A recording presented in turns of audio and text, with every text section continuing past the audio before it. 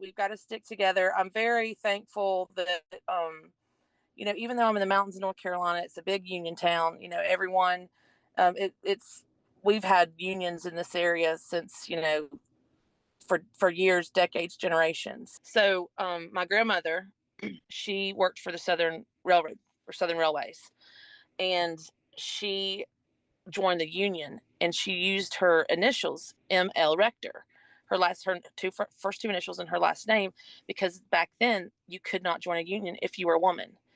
And so, but she was, hell bent and in the working class, and fair wages. And that was a time that, it was really, unions were really up and coming, and she wanted to be there to support that. So she went ahead and signed up under the alias, thinking that she was a man. She did not check a gender box. And when she applied for her application, and then she got her union card in the mail, and she was so proud of that union card, even though it was under false pretense, you know. And the thing is she told me that story years and years ago. But when I first became an employee at the VA, and she told me I needed to join the union, and I didn't really, I was 20 years old. I didn't really know much about unions. And, in the South, you're always told that unions are only for, troublemakers and things like that. And, but she told me that wasn't the truth. And she told me about the history of the Appalachian Mountains and the coal mines, and how imperative that unions were in this area with the mills and textiles and all that. And, you know, I just wish she was alive to see me now, because she wouldn't believe that I was president of the union, and she was sitting here having to sneak and pay union dues.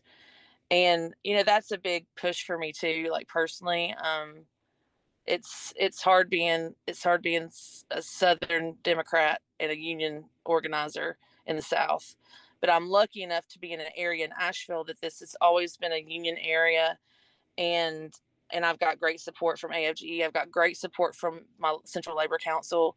A couple weeks ago, I had some of my buddies, they're Teamsters, and they were passing out QR codes to sign the Protect America's Workforce Act on their Yes. break.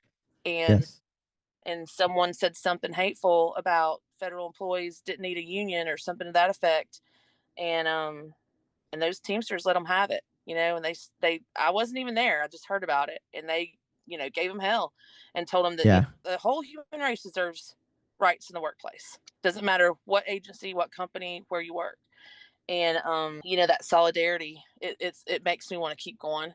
I can't give up, because they're fighting for me right now, and I'm gonna, like you said, it's gonna trickle down. Hopefully not, but if it does, I'll be right there fighting with them when it happens to them.